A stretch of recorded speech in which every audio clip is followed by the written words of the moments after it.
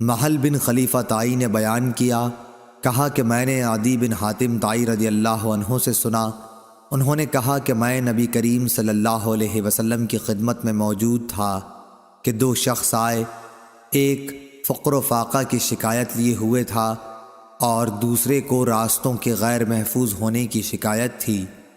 اس پر رسول اللہ صلی اللہ علیہ وسلم نے فرمایا کہ جہاں تک راستوں کے غیر محفوظ ہونے کا تعلق ہے تو بہت جلد ایسا زمانہ آنے والا ہے کہ جب ایک قافلہ مکہ سے کسی محافظ کے بغیر نکلے گا اور اسے راستے میں کوئی خطرہ نہ ہوگا، اور رہا فقر و فاقہ تو قیامت اس وقت تک نہیں آئے گی جب تک مال و دولت کی کثرت کی وجہ سے یہ حال نہ ہو جائے کہ ایک شخص اپنا صدقہ لے کر تلاش کرے گا لیکن کوئی اسے لینے والا نہ ملے گا۔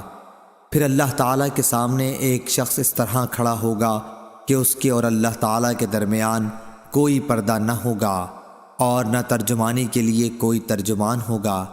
پھر اللہ تعالیٰ اس سے پوچھے گا کہ کیا میں نے تجھے دنیا میں مال نہیں دیا تھا؟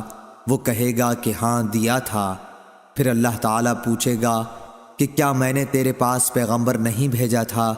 وہ کہے گا کہ ہاں بھیجا تھا۔